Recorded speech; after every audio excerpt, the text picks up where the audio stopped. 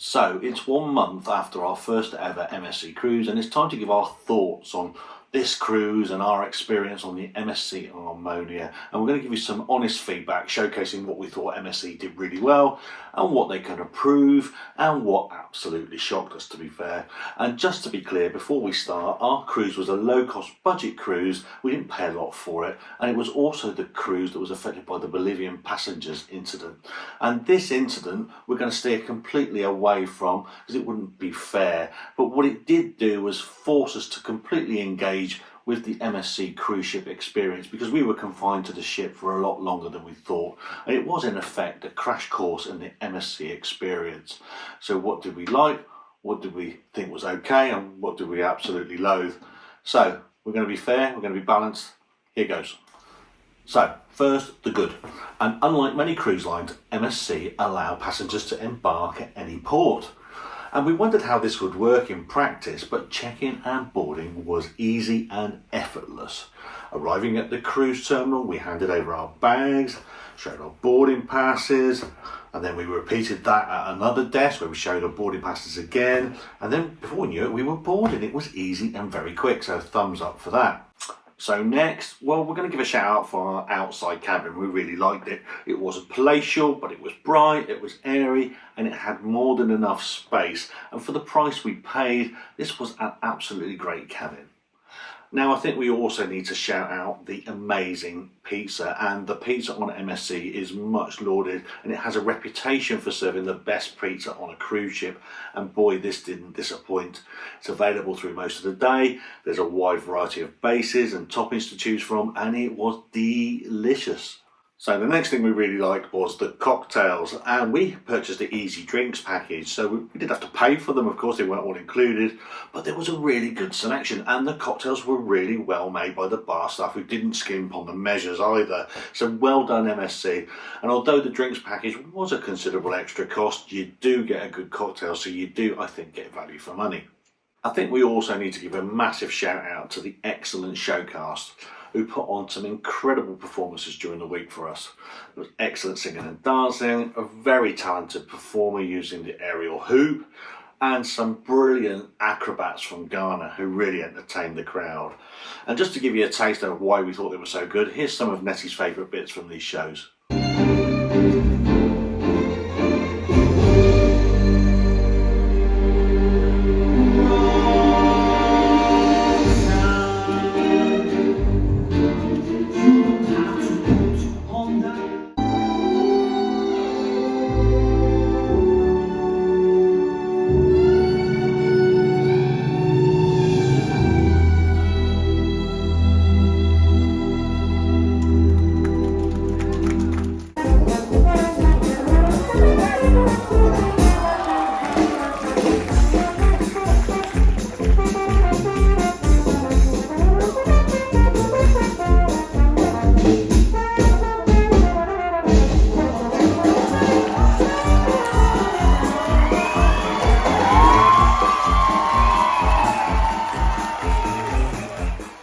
And for me personally, I'm also going to give a big thumbs up for the live sport shown in the pub bar on board.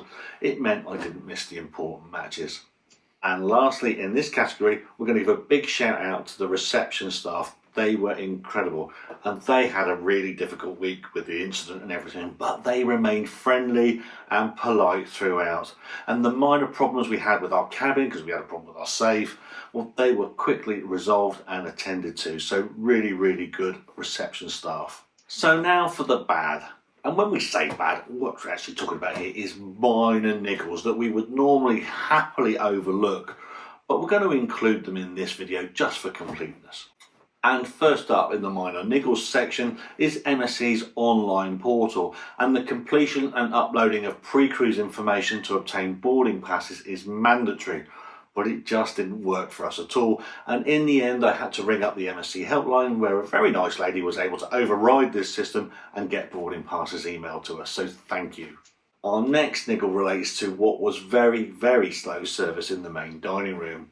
And we suspected the issues were a combination of both staff shortages and also staff training. But to illustrate our problems, our first drinks orders took 45 minutes to arrive before the meal, and bread and starters followed a further 15 minutes later.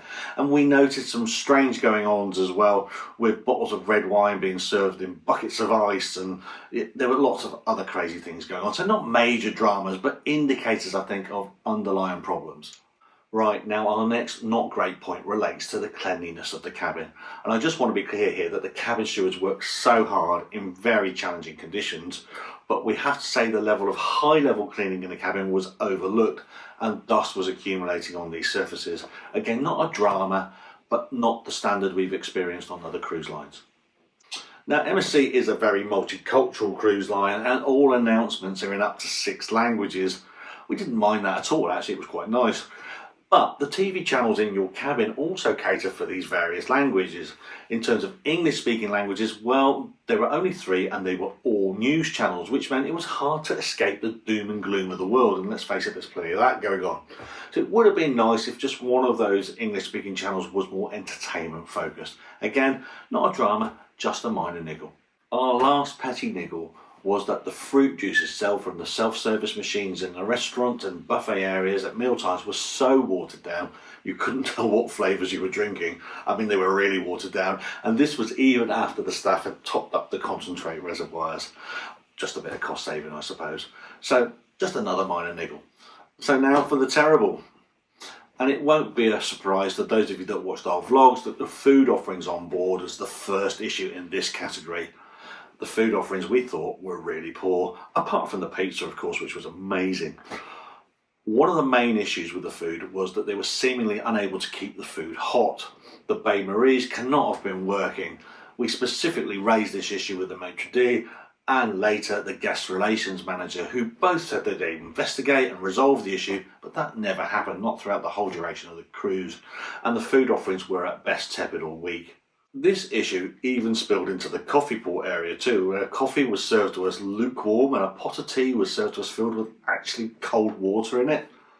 All raised, of course, and sent back, but again is an indicator of some of the underlying problems. Food quality was also poor, and I think this picture of our beef rib meal nicely sums up the issues we encountered throughout the week. And the quality of ingredients used was a real problem repeated throughout the cruise, as well as the lack of heat in the meals, of course. A lot of the food that we were served I thought was inedible, apart from the pizza, which I ate throughout most of the week.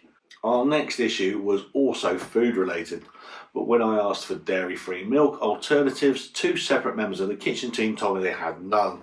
And this was of course a disappointment, and at the time I was quite surprised as so many people either to choose to have or have to have those dairy-free alternatives. But on the final day of the cruise, I did actually notice somebody in the breakfast buffet with soya milk. So they either bought them themselves, or maybe they are available, and maybe it was the staff who either didn't know or didn't bother to care to find out for me. Our next issue relates to the cleaning and sanitation in public areas, and in that there really wasn't much of that going on, to be honest, not from what we could see anyways. And we were quite surprised at this, given that there was clearly a respiratory illness affecting many of the passengers on board. Banisters and handrails, well, we never saw those cleaned or sanitised, and we never saw any of the crew requesting passengers to sanitise hands prior to using the buffet. Our next shock, and we were in shock, was the behaviours of some of the crew towards the passengers. And we witnessed a fair few examples of where we would have expected the crew to treat passengers a little better. Examples include failing to hold doors open for mothers with prams, or even the elderly with walking aids. They didn't. They let them struggle with the doors themselves, and other passengers came to their aid. We saw crew refusing to serve passengers with bottled water whilst then serving other passengers with alcohol. And we saw some crew simply ignoring passengers who approached them asking them for assistance. Now, I just want to stress that these issues with the crew, well, these crew were in a minority, and most of the crew were as brilliant as you'd find on any other cruise line. But we've never ever seen such issues manifest on any other cruise we've taken, so we were really shocked to see it.